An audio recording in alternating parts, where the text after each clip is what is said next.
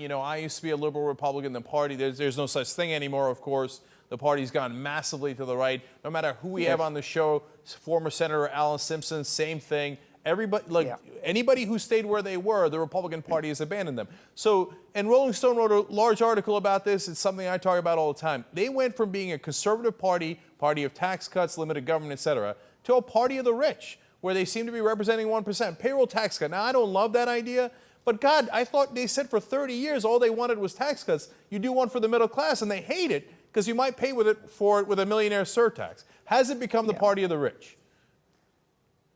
Theodore Roosevelt, 100 years ago, and I'll quote him, said to the Republican Party, "Are we the party of privilege and Wall Street, or are we the party of plain people who build a great nation?"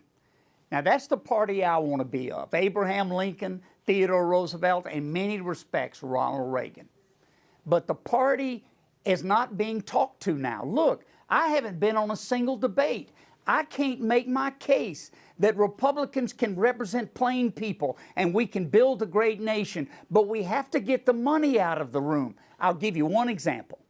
On health care, President Obama listened to the tort lawyers, the big insurance companies, the big hospitals, and the pharmaceuticals.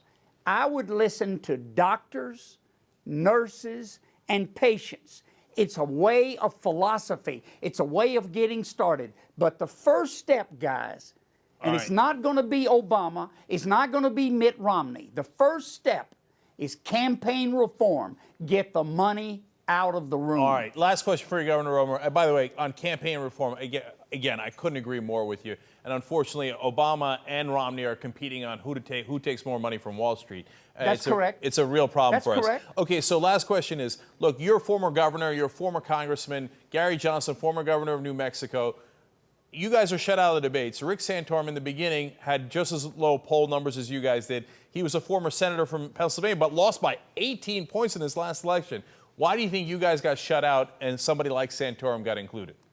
In the poll in New Hampshire last week, I was ahead of Gary Johnson. I was tied with Rick Santorum. I was 1 percentage point behind Michelle Bachmann, and I was ahead of Rick Perry.